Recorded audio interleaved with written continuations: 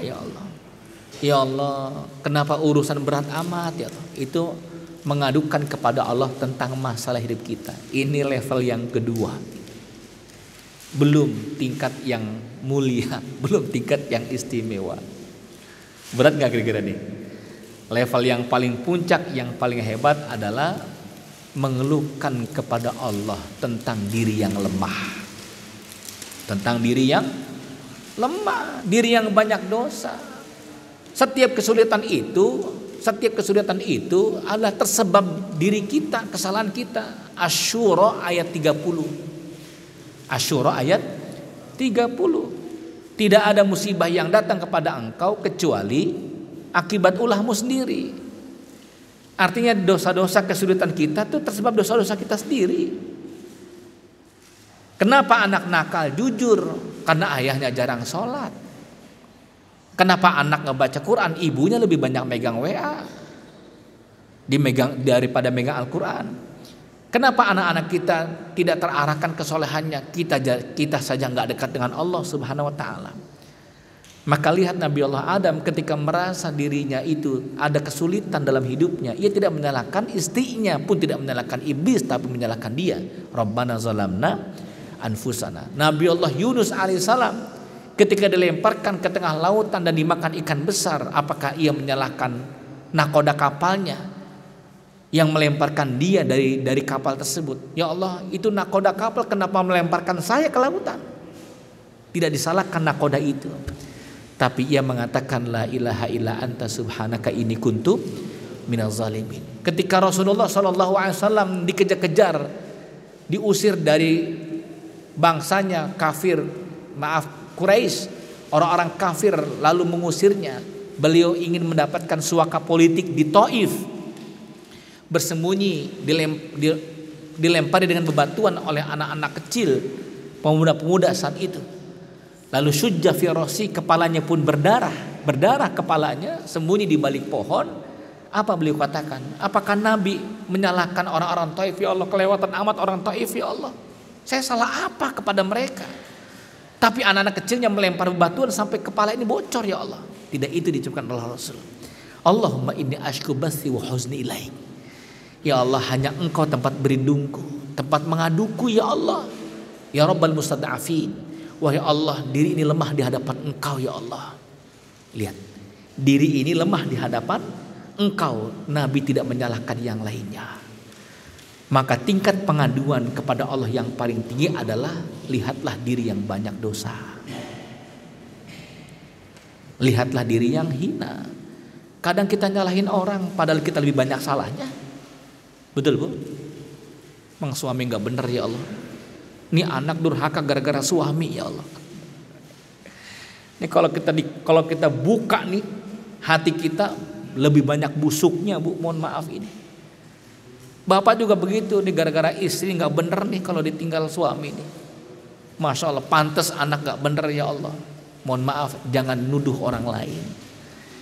Jangan limpahkan dosa kepada yang lainnya. Lihatlah diri kita yang banyak dosa dan penuh dengan kehinaan. Setuju, Pak? Setuju, Bu? Ini jadi gak enak pengajian nih, ya. Aduh, ya. Baik, min alamati hubbillahi lil abdi, di antara ciri cinta Allah kepada hambanya, merendahlah di hadapan orang-orang yang saleh. Betul ya? Ingin mendapatkan ilmu harus ada adabnya. Maka al adab qoblal ilm. Adab dulu baru ilmu. Ya. Maka kalau ketemu orang soleh, Pak, orang alim, merendahlah supaya kita dapat ilmunya. Ya. Maka kalau Anda ngaji pada sebuah tempat tertentu di sebuah majlis dan Anda mengatakan faqad alimtu faqad inqata'at barakatul ilmi. Ente ngaji di sebuah tempat tertentu, di majlis tertentu, buka kitab-kitabnya tentang sabar, tentang ikhlas. Kita komentar di hati, oh, gua udah tahu nih. Gua udah tahu, ngomong gua udah tahu aja, ini qata'at barakatul ilmi, berkah ilmu terputus saat itu. Ya, lalu bagaimana? Udah nikmati aja, walaupun udah tahu, jadikan ilmu tambahan. Gitu, Pak, jadikan ilmu tambahan. Selevel Imam Malik masih ngaji, selevel Imam Syafi'i kepada Imam Malik masih ngaji. Subhanallah. Ketika ditanya sesuatu yang tidak tahu, ia mengatakan la alam, saya nggak tahu. Padahal orang pintar gitu. Nah, ini subhanallah. Imam Ahmad, Imam Syafi'i mengatakan kepada Imam Malik, wahai Imam Malik, kalau nggak salah rezeki itu harus dengan ikhtiar dah, gitu. Oh, insya Allah pendapatmu benar. Tapi saya punya pendapat juga, nggak pakai ikhtiar juga. Sebetulnya kalau Allah takdirkan rezeki itu datang juga sih, gitu. Betul nggak? Jadi ada rezeki yang dicari, ada rezeki yang diberi oleh Allah. Ada nggak? Ada. Nafas kita nggak minta sama Allah, Allah kasih. Betul? Apalagi Bu? Snack. Tuh, udah habis belum Bu? Hah? Oh belum dapat. Ini belum dapat nih. Belum minta sama Allah, Allah udah kasih. Ada begitu ya? Gitu. Kata Imam Malik, kalau pendapat saya, kalau Allah sudah takdirkan rezeki datang tanpa ikhtiar, dapat juga sih gitu. Iya. Imam Malik merendah. Pendapat engkau benar, tapi saya juga punya pendapat. Imam Syafi'i begitu. Saya punya pendapat dan semoga pendapat engkau juga benar. Suatu hari Imam Syafi'i setelah keluar dari kebun, dia ambil kurma-kurmanya, alhamdulillah dapatlah berapa itu? Kalau begini udah. Satu ember ya. Dapat 2-3 ember kurma itu. Alhamdulillah. Lewat Imam Malik. Kata Imam Malik, barakallahu fiik, semoga berkah datang kepada engkau wahai Imam Malik. Wahai Imam Syafi'i, engkau berikhtiar menanam pohon kurma sampai engkau menghasilkan kurmanya. Ya, sampai engkau menghasilkan kurmanya. Kata Imam Syafi'i, alhamdulillah inilah ikhtiar saya. Dan saya hadiahkan kepada engkau kurma ini, 1 ember aku hadiahkan kepada engkau wahai Imam Malik. Imam Malik tersenyum, alhamdulillah pendapat saya benar, pendapat engkau juga benar. Maksudnya apa? Iya, engkau mencari rezeki dengan ikhtiar, saya mendapatkan rezeki tanpa ikhtiar. Dikasih seember kurma oleh Imam Syafi'i. Kan begitu. Jadi kalau kita merendah di hadapan orang-orang soleh, orang-orang yang punya ilmu, kita dapat ilmunya. Betul ya? Ayolah merendah. Jangan sombong di hadapan orang. Begitu. Baik, lanjut. Ini siapa yang merasa dirinya tawadu berarti dia sombong. Tuh. Wah, saya mah tawadu aja lah. Saya mau udah ikhlas, berarti karena ikhlas itu nggak harus dibicarakan. Ya, ayah saya udah ridho, ayah diginin udah ridho, nggak ridho namanya itu Bu. Karena yang namanya ridho nggak harus disebutkan. Surat Ikhlas tidak ada kata ikhlas, saking ikhlasnya tidak ada kalimat ikhlas di dalam ayat tersebut. Surat An-Nas, Qul a'udzu binnas malikin nas ilahin. Al-Ikhlas ada nggak Bu? Qul huwallahul ikhlas ada nggak? Nggak ada. Saking ikhlasnya nggak ada kata ikhlasnya. Surat Ikhlas, Al-Ikhlas. Siapa yang merasa dirinya tawaduk berarti dia sombong. Karena tawaduk tidak pernah muncul dari hati yang merasa mulia. Ya, saat kau mulia, saat itulah engkau sombong. Ya, kalau engkau merasa mulia, maka sombong. Al-Imam Al-Ghazali mengatakan, kalau engkau ingin bersedekah takut ria, maka engkau telah ria. Susah nggak Pak? Jangan bilang susah, nanti nggak diamalkan lagi. Iya, gitu. Kalau engkau ingin bersedekah takut ria, maka engkau telah ria. Lalu bagaimana? Bismillah, paksain Bismillahirrahmanirrahim, lupakan kebaikan itu. Teman keluar dari masjid bilang, lu tadi sedekah. Alhamdulillah sih, ya cuma 100.000 sih. Seumur umur kayaknya baru kali ini 100.000 udah alhamdulillah. Biasanya kan 2.000, 3.000. Ngoceh terus, ngomong habis tuh Pak. Ya, hati-hati dengan penyakit ria.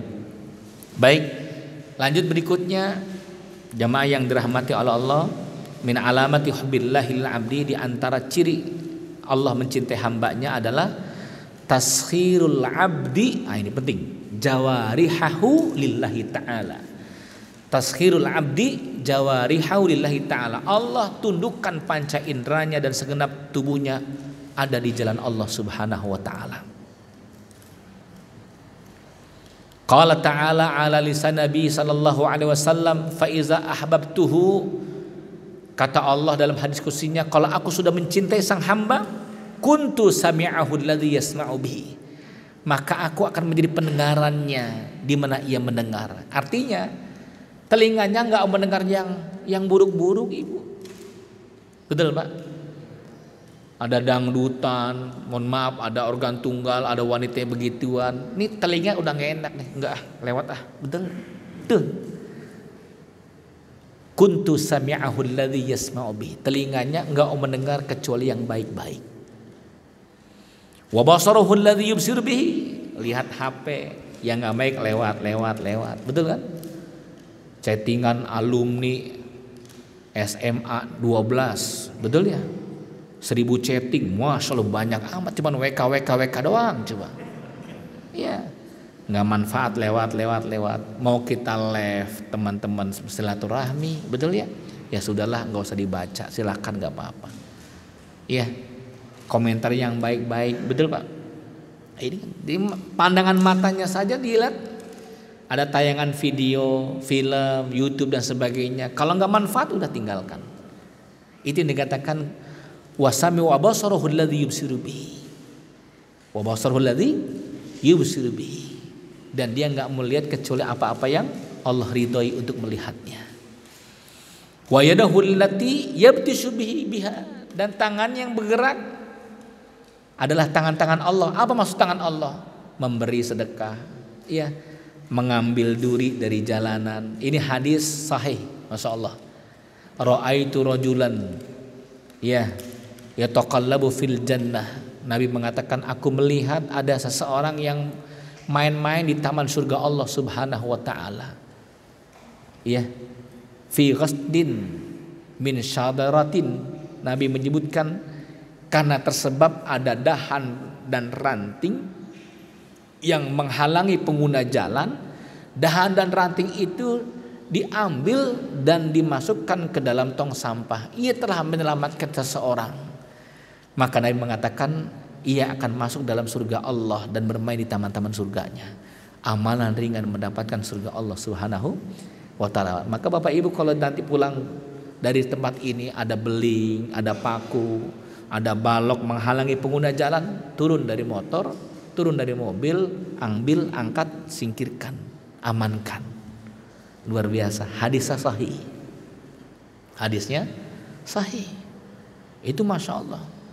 Berapa banyak orang terselamatkan gara-gara balok, betul tidak? Di tengah jalan tol ada balok, berhentilah sebentar. Ya, lihat kanan kiri. Kalau Anda menyelamatkan itu berarti Anda telah menyelamatkan mungkin 40 orang. Bis melaju cepat gara-gara balok, betul? Nabrak balok, terguling itu bisnya, Masya Allah. Tapi disebabkan karena kita bergerak tangan menyelamatkan balok tersebut, sama dengan menyelamatkan 40 orang di dalam bis tersebut. Ini luar biasa, Pak. Ya. Nih, dan tangannya adalah tangan Allah Subhanahu wa taala. Wa rijlahul lati yamshi biha. Apa kata Allah, dan kakinya adalah kaki yang aku menggerakkannya. Kaki Allah. Apa maksud kaki Allah? Kaki Allah inilah kaki yang menggerakkan, yang digerakkan untuk taat kepada Allah, melangkahkan ke masjid, silaturahmi, ya. Teman WA, bro, kumpul nih di Jakarta di kafe Kelapa Gading. Kafe mana Pak? Ada yang tahu Pak? Enggak, yang di Kelapa Gading, ada yang tahu nggak kira-kira? Cuma ngetes doang nih, kali aja nyaut itu ya. Masya Allah. Kumpul di kafe, dia mikir nih pasti kalau di kafe karaokean gitu. Kalau udah karaokean kumpul laki-laki perempuan, nanti mohon maaf ya, mengenang masa-masa dahulu, ada mantan, wa ma'adroka mantan, betul tidak ya? Bicara mantan, akhirnya ya terjadilah sesuatu yang tidak terjadi. Kenapa? Karena kakinya melangkah ke tempat yang tidak benar. Iya. Tapi kalau sudah digerakkan oleh Allah, kakinya pun digerakkan dalam ketaatan. Gemar melangkah ke masjid, itu kan subhanallah. Maka yakinlah saya melihat Bapak pasti melihat ada tetangga sebelah gemar ke masjid. Enteng aja tuh ke masjid, betul ya? Bapak pasti melihat ada teman sahabat yang gemar tuh di sop pertama. Masya Allah. Umroh 2014 saya melihat ada seorang bapak diceritakan oleh penjaga bagian kebersihan, dia mengatakan, Ustadz, kalau ngelihat di CCTV itu ada orang Bangladesh pakai gamis itu, masya Allah, itu menjaga sholat berjamaahnya di shop yang pertama selama 35 tahun. Padahal dia pedagang biasa, pedagang pakaian, tapi masya Allah, ya setengah jam sebelum azan berkumandang dia lari tuh di shop yang pertama. Subhanallah. Setelah kita lihat CCTV-nya, oh iya, orangnya ada, orang Bangladesh itu 35 tahun. Nah, ini masya Allah. Pertanyaannya, siapa yang mampu melakukan itu? Kecuali hati yang digerakkan oleh Allah dan kakinya digerakkan dalam ketaatan kepada Allah Subhanahu wa ta'ala. Inilah orang-orang yang mendapatkan cinta Allah Subhanahu wa ta'ala. Wa in sa'alani la'utiyannahu. Kalau tangannya bergerak, Allah yang menggerakkannya, mulutnya, matanya, telinganya adalah telinga-telinga kebaikan. Apa kata Allah? Wa in sa'alani la'utiyannahu. Kalau dia meminta pasti akan kuberikan. Pasti akan kuberikan. Wala in ista'adzani la'u'izannahu. Dan kalau ia minta bantuan, perlindungan, maka akan aku lindungi dia. Akan aku lindungi dia. Kalau dia minta akan kuberikan. Ada cerita di tausiah seorang syekh di Mesir. Subhanallah, ada seorang bapak negro muslim datang ke Amerika mencari temannya, mencari saudaranya. Alamatnya hilang, HP-nya hilang. Saat itu di Amerika kondisinya dingin 5 derajat. Masya Allah. Tapi dia hatinya penuh dengan kebaikan. Ya, yang tidak hilang apa? Quran saku, Quran pocket, Quran saku. Kita kan punya Quran saku Pak ya, di saku terus nggak pernah dibuka-buka lagi, betul ya? Itu masya Allah. Ada seorang ibu dengan kendaraan mobil sedannya mogok di pinggir jalan. Ya, si Muslim negro ini melihatnya dan mengatakan, ibu apa yang saya bisa bantu? Melihat wajah yang negro dikiranya teroris atau orang yang jahat, maka si ibu nggak mau keluar. Si Muslim ini kembali ke kursinya, dia lanjutkan lagi baca Quran. Tapi melihat si ibu dalam keadaan sedih, nangis. Kenapa? Karena mogok mobilnya. Ia beranikan untuk menyapanya, ibu apa yang saya bisa bantu? Enggak, ini mas, mobil saya mogok, bensinnya habis, dompet saya ketinggalan mas. Akhirnya dengan bergegas si Muslim ini mencari pom bensin. Alhamdulillah dapat sedrigen bensin, dimasukkan ke mobil tersebut. Silakan ibu lanjutkan perjalanannya. Senang luar biasa. Ya Pak, saya pulang dulu ya, saya ambil dompet, saya ganti. Karena ikhlas ini si bapak mengatakan, mohon maaf ibu nggak usah diganti, sudah.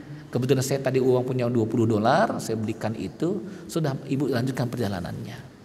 Nggak mau diganti sepeser pun. Masya Allah. Rupanya wanita itu seorang warta-warti internasional. Diceritakan kisahnya sampai viral di media sosial. Masya Allah. Allah pertemukan dengan saudaranya. Beberapa teman-temannya memberikan sumbangan dana yang besar, dan ia memiliki rumah yang besar, bertemu dengan saudaranya. Rezeki itu nggak kemana dengan orang-orang yang berbuat baik, betul ya? Rezeki itu nggak pernah kemana ketika kita berbuat kebaikan. Fa amma man a'ta wa taqa wa saddaqa bil husna fasanuyassiruhu lil yusra. Dimudahkan oleh Allah kalau kita banyak berbuat kebaikan. Begitu. Lanjut berikutnya, terakhir, hubbul abdi li liqa'illahi fil jannah. Ciri Allah mencintai hambanya apa? Rindu bertemu Robnya di surga Allah Subhanahu wa ta'ala. Jadi orang-orang yang dicintai oleh Allah, hatinya tuh rindu, maka ia rindu bertemu dengan Allah di malam hari dengan tahajudnya. Qala Nabi sallallahu alaihi wasallam, man ahabba liqa Allah ahabballahu liqa'ahu. Barang siapa yang mencintai bertemu dengan Allah, rindu bertemu dengan Allah, maka Allah pun rindu dengannya. Gitu ya. Nabi Allah Ibrahim alaihissalam didatangi malaikat Israel untuk dicabut nyawanya. Begitu. Berkenankah engkau wahai Ibrahim untuk aku jemput nyawamu? Apa kata Nabi? Silahkan tunaikan. Ya. Bagaimana aku tidak mau untuk jemput nyawaku, karena aku rindu bertemu dengan Allah Subhanahu wa ta'ala. Maka nafsul mu'min mustaqun bi liqa'i rabbih. Jiwa-jiwa yang beriman itu rindu dengan Allah Subhanahu wa taala. Maka dalam sakaratul mautnya nikmat, ringan, betul ya? Kenapa? Karena rindu bertemu dengan Allah. Beda dengan mereka yang gila dengan dunia, haus dengan jabatan dan harta. Dia pegang tuh dunianya. Jangan-jangan, maka sakaratul maut itu berat. Wan nazi'ati gharqa. Demi malaikat-malaikat pencabut nyawa dari akar-akarnya, Pak. Tahu yang namanya nyabut singkong? Bagaimana kalau nyabut singkong, Pak? Itu kalau dicabut dengan akar-akarnya keluar tuh. Dalam kitab Al-Qurtubi tentang perjalanan akhirat, orang-orang yang tidak beriman kepada Allah gila dengan dunianya seperti handuk yang ditempelkan di kayawat berduri, dicabut koyak. Seperti itulah jiwa orang-orang yang maksiat, jiwa-jiwa yang haus dunia. Tapi kalau jiwa kita jiwa yang mencintai akhirat Allah, rindu dengan Allah, jiwanya tenang, maka dicabutnya seperti membelai sutra. Ya ayyatuhan nafsul mutmainnah irji'i ila rabbiki radiyatan mardiyah. Membelai sutra. Ulama yang lain mengatakan seperti mengambil duri dari tumpukan tepung. Maaf, seperti mengambil rambut dari tumpukan tepung. Rambut dicabut, tepung tidak bergerak. Mengapa? Karena lembutnya rambut itu. Subhanallah. Maka jadikan hati kita rindu dengan Allah Subhanahu wa taala. Maka tempat-tempat Allah makmurkan, masjid, sajadah di rumah, betul ya? Tahajudnya, duhanya, tilawahnya, begitu. Baik. Ajari aku apapun, asal jangan tentang aku hidup tanpamu. Gitu ya. Ajari aku apapun, asal jangan tentang aku hidup tanpamu ya Allah. Jadi pengen bersama Allah terus. Sakit kita, ingat Allah. Ingat suami, ingat Allah. Ingat utang, ingat Allah. Pasti banget itu mah ya. Gitu. Ajari aku apapun asal jangan tentang aku hidup tanpamu ya Allah. Lalu semi terakhir, jadi ada terakhir pertama, terakhir kedua begitu ya, supaya jangan jenuh gitu ya. Gitu.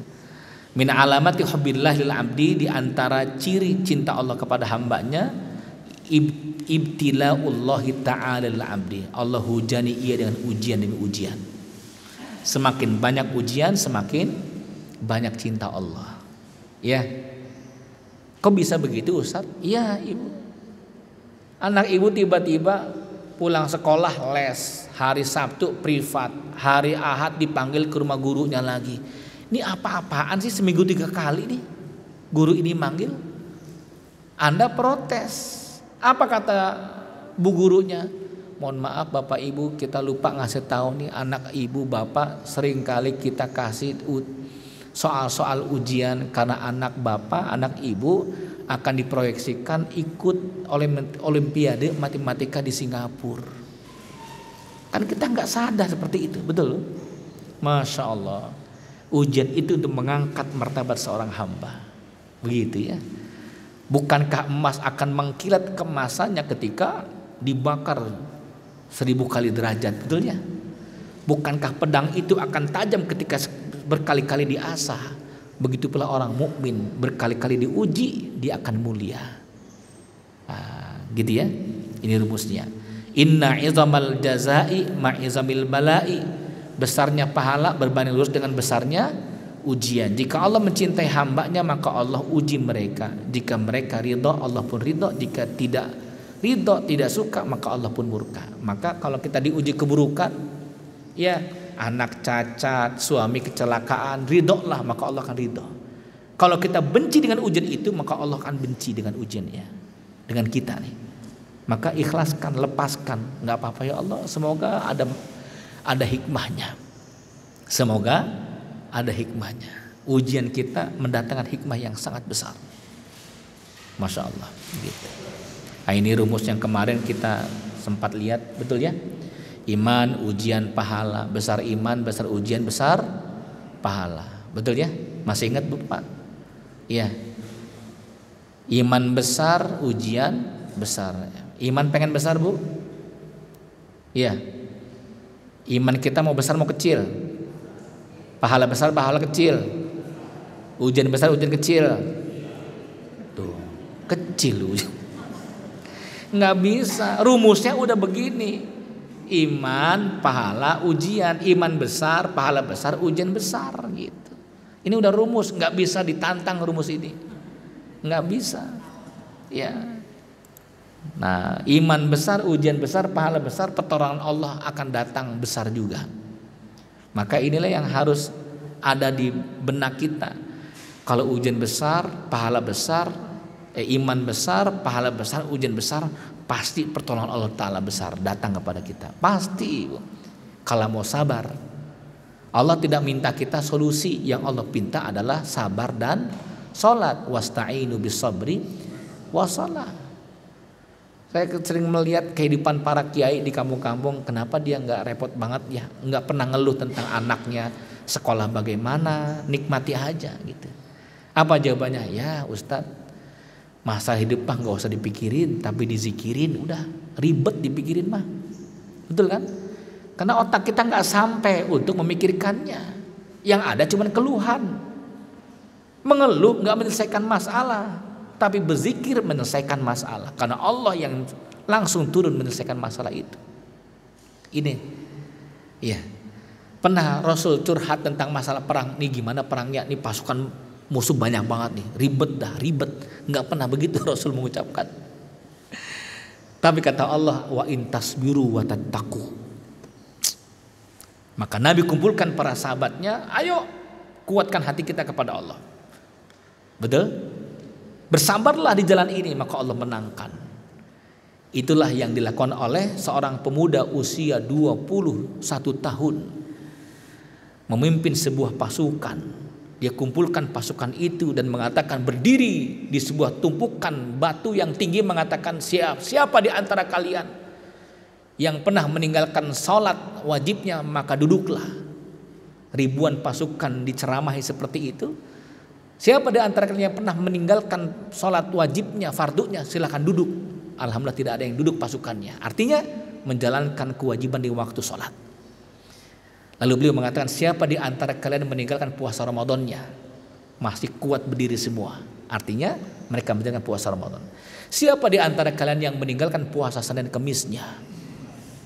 Beberapa duduk set. Siapa di antara kalian yang meninggalkan bacaan Qur'annya 1 juz 1 hari? Duduklah. Duduk beberapa orang tentara yang duduk. Siapa di antara kalian yang meninggalkan sholat malamnya? Wus, banyak yang duduk. Masya Allah, hanya satu yang masih berdiri, dia sendiri. Dia mengatakan, alhamdulillah, semoga Allah menjaga saya untuk menjaga ketaatanku kepada Allah.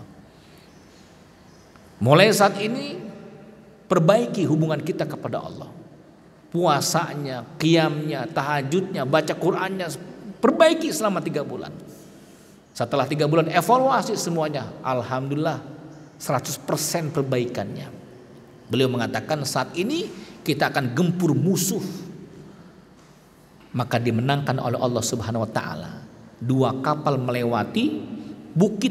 2 kapal bukan lewat lautan, tapi lewat bukit, didorong dengan gelondongan kayu besar dan mendapatkan kemenangan. Pemuda itu usianya 21 tahun, namanya Muhammad Al-Fatih. Luar biasa, Pak. Kemenangan Konstantinopel. Dari mana? Tawassul qalbi ilallah, connecting hati kepada Allah Subhanahu wa taala. Pertolongan Allah dekat. Untuk siapa yang dekat hatinya kepada Allah Subhanahu wa taala? Rumusnya gampang, sudah banyak dalam diri kita. Cuman kalau kita sering curhatnya kepada manusia, curhatnya di medsos. Apaan tuh suami lebay? Suami lebay. Lah, yang nulis istrinya. Akhirnya yang lain kepoisasi. Tahu bu kepoisasi? Kepo. Masya Allah. Urusan rumah tangga jangan dimasukin di medsos, Bapak Ibu. Punten, jangan banget. Ya, begitu ya. Nah ini kira-kira. Nah ini yang paling terakhir sekali. Paling terakhir sekali. Min alamati hubbillahi ta'ala alal abdi. Di antara ciri seorang hamba dicintai oleh Allah. Ciri Allah mencintai hambanya, gemar membaca Al-Quran dan merenungkannya. Ya. Warada zalika an Aisyah radhiyallahu anha dari Aisyah anna Nabi sallallahu alaihi wasallam ba'atsa rajulan ala sariyah. Rasul suatu hari Rasul mengirim utusan pasukan Kopassus sariyah wa kana yaqra'u li ashabi fi salatin fayahtimu biqul huwallahu ahad. Rupanya pasukan-pasukan Nabi itu dicek salat malamnya, Pak. Ada salat malamnya tuh sahabat Nabi membacanya kulhu terus. Kan kita sering begitu ya. Ya, kalau salat malam tuh baca yang ayat-ayat yang sejuk. Kul. Betulnya? Kulhu kul a'udzu birabbil falaq gitu ya. Falamma raja'u zakaru dzalika Nabi. Ketika mereka kembali pulang ada yang ngomong sama Nabi, wahai Rasul, ini teman saya kalau salat malam kulhu terus. Kulhu baik ya Rasul. Ini pakai bahasa Betawi ini kulhu baik begitulah. Saluhu li aysya'in yasna'za. Emang kenapa sih? Fasalu faqala li annaha sifatur rahman. Enggak apa-apa, itu kan sifatnya Allah. Sifatur rahman. Ya. Qul huwallahu ahad yang Maha Esa. Wa ana uhibbu an aqrabiha. Ketika dikonfirmasi kenapa sering bawa surat Al-Ikhlas dalam salat malammu? Karena itu sifat Rahman, Allahu Ahad. Saya suka Allah yang Maha Esa. Allah tempat bergantung, tempat bersandar. Itu Masya Allah.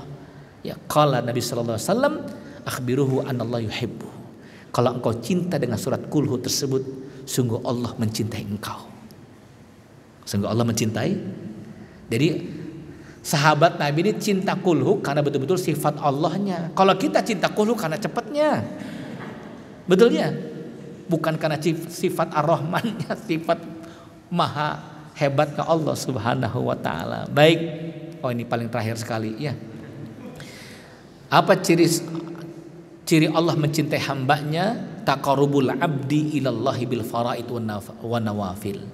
Sang hamba gemar mendekatkan diri kepada Allah dengan nafilah, qobliyah ba'diyahnya, ya, rawatib dengan tahajudnya.